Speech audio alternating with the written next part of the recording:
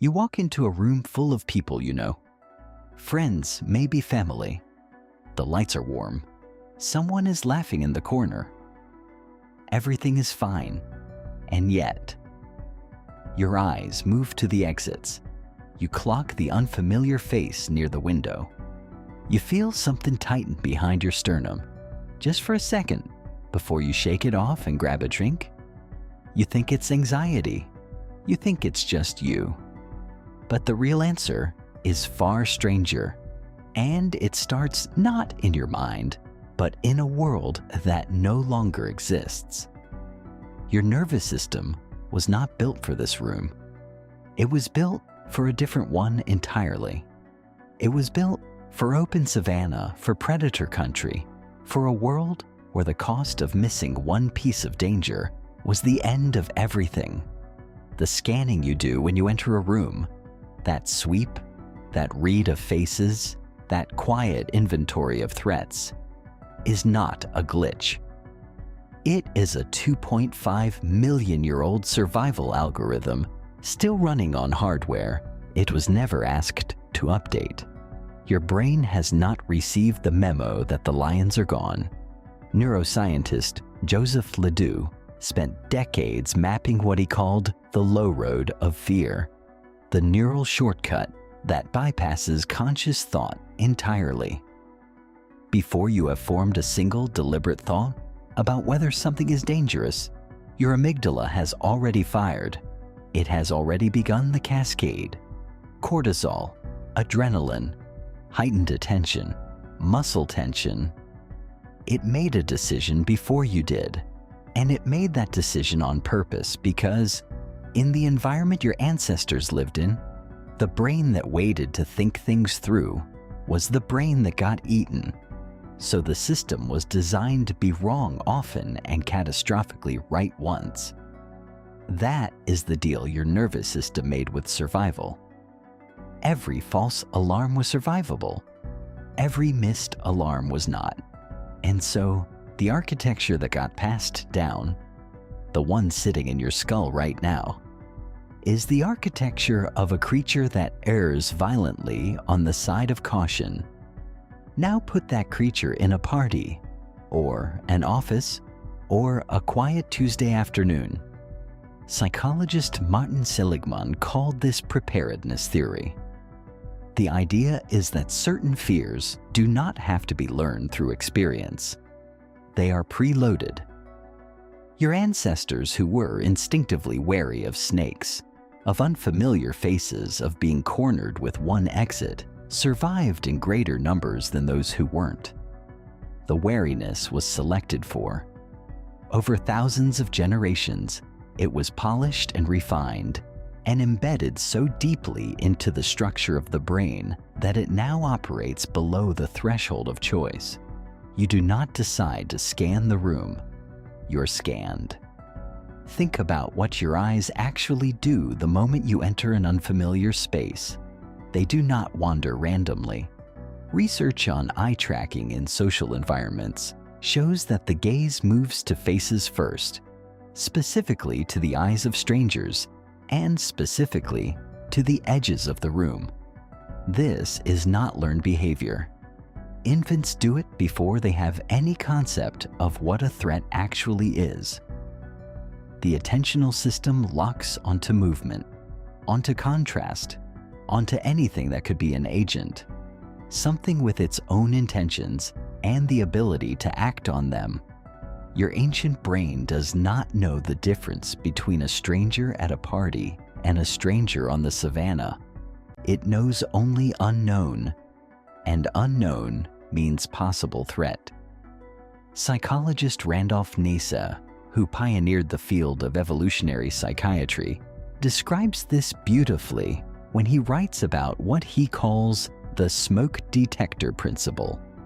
A smoke detector in your kitchen will go off for toast as readily as it will go off for a house fire. That is a feature, not a bug. The cost of a false alarm, getting up to fan the detector, is trivial. The cost of a missed alarm is catastrophic. So the detector is calibrated to fire early and fire often. Your fear system works exactly the same way. The problem is that evolution is slow and culture's fast. The environment changed faster than the brain could keep up. 50 years ago, almost no one lived in a city of 1 million strangers. 100 years ago, very few. 10,000 years ago, essentially no one. For the vast majority of human evolutionary history, you knew every face in your social world.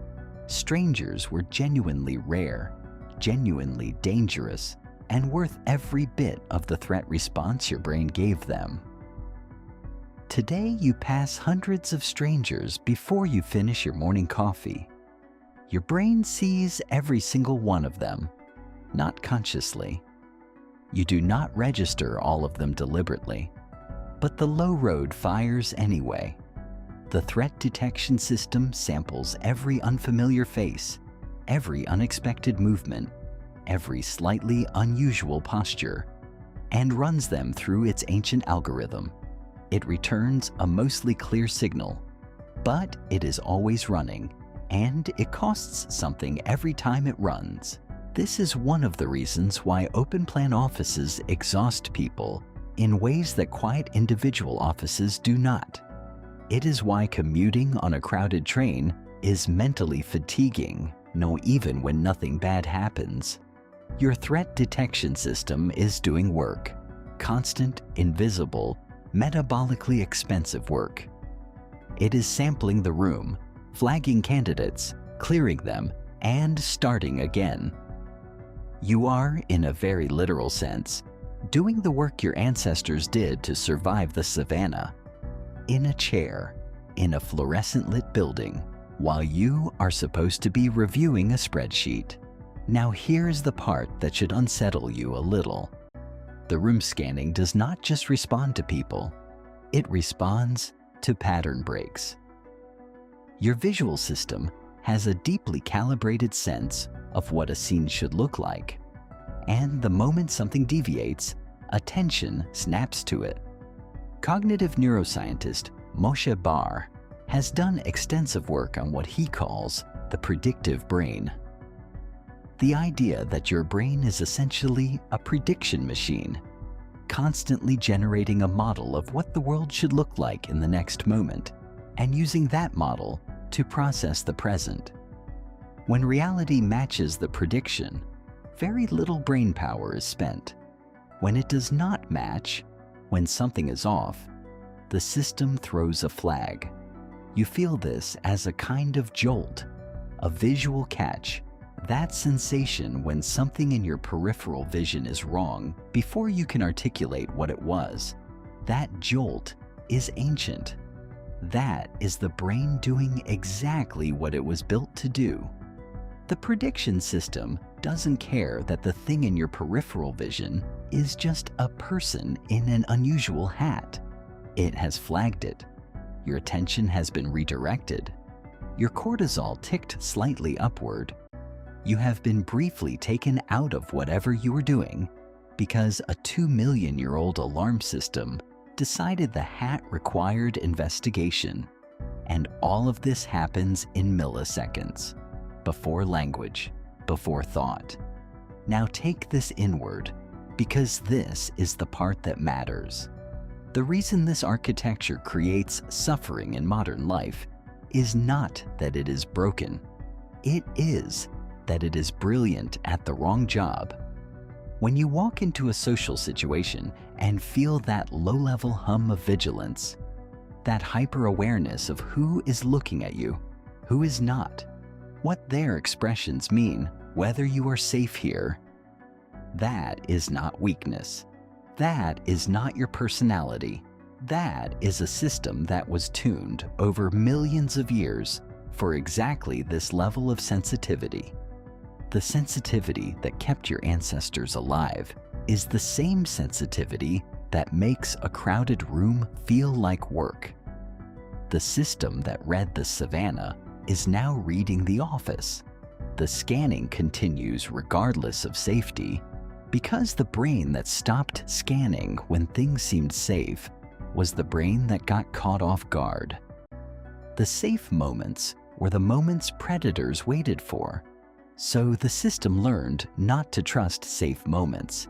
It learned to keep going, even when everything looked fine, especially when everything looked fine.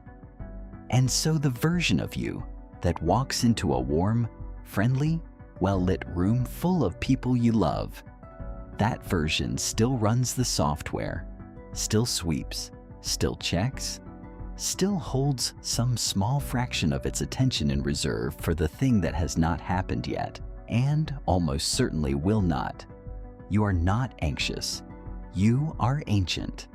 And the next time you feel that tightening, that sweep, that quiet inventory of exits in a room that holds no danger, know that what you are feeling is the echo of every ancestor who made it through, who noticed, who checked, who lived to pass that careful, watchful mind down to you. The lions are gone, but you are still looking, and in a strange way, that is exactly why you are here to look at all.